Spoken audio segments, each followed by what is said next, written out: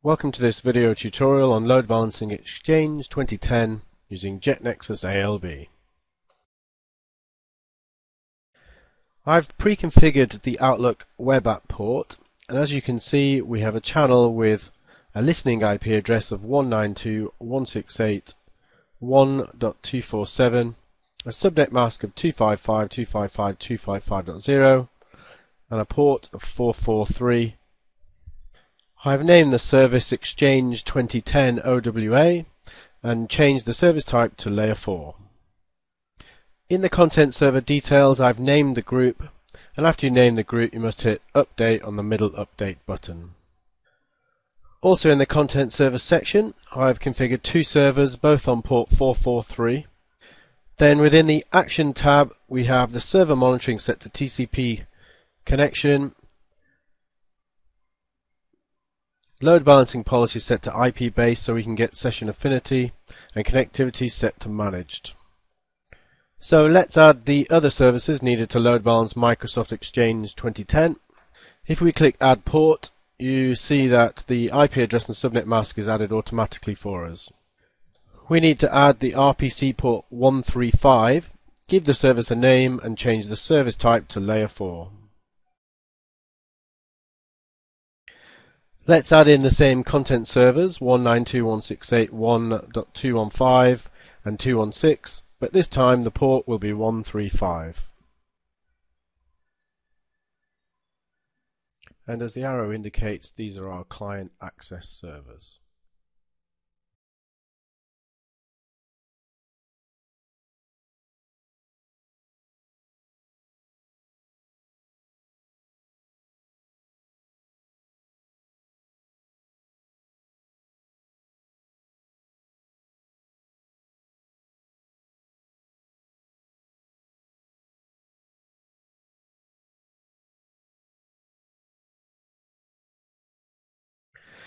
Let's change our load balancing policy from least connections to IP based to provide session affinity.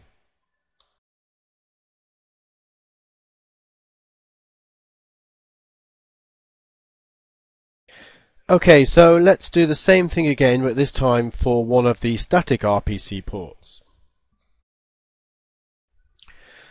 Normally the next two ports are dynamically assigned by the application, but to limit the amount of services Microsoft recommends making these static. You can find out how to do this with our deployment guide at the URL on the page now.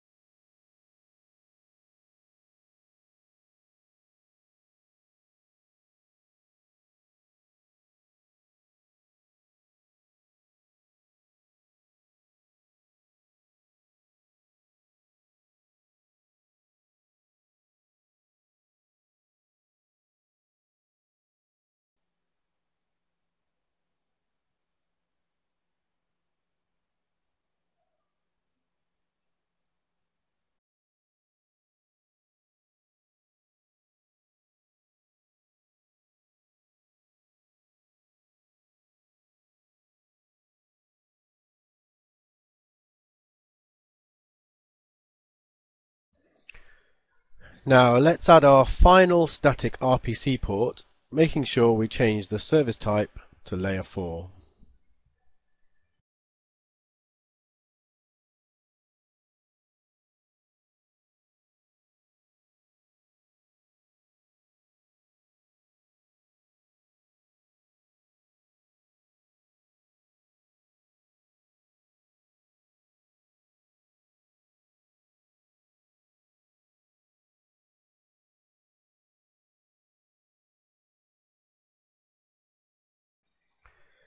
Add in the same content servers matching the ports 59535, and just to clarify, these are the client access servers.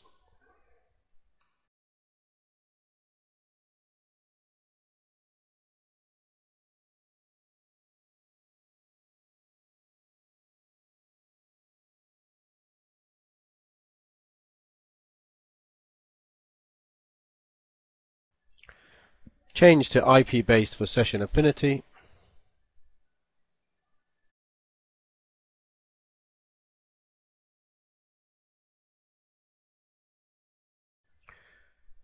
let's just check our configuration. We can tidy up the server group name for all, copy and paste into each channel, hitting the middle update button as we go.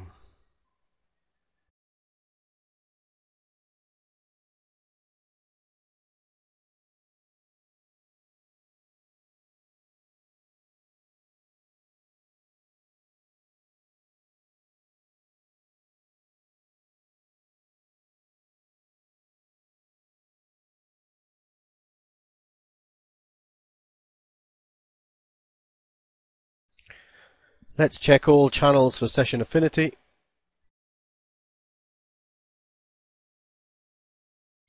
And also that the channel ports match the content ports.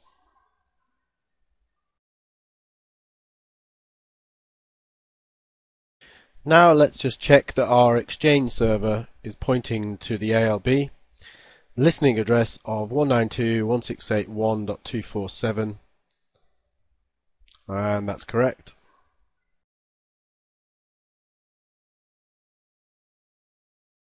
One last check that the ALB is also configured correctly. Okay, so let's open up my Outlook client. And notice on the bottom right corner that the client is trying to connect. And there we are, we're now connected. And we should see an email congratulating us. You have successfully managed to load balance Exchange 2010 with the jetNEXUS ALB. Let us also check the Outlook web app.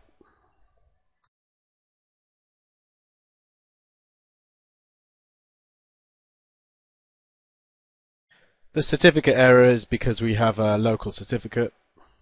And as we can see, connectivity looks fine. Let me just log in to check my mail.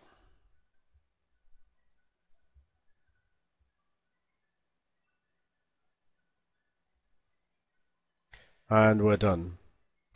Please check out our deployment guide in the link above.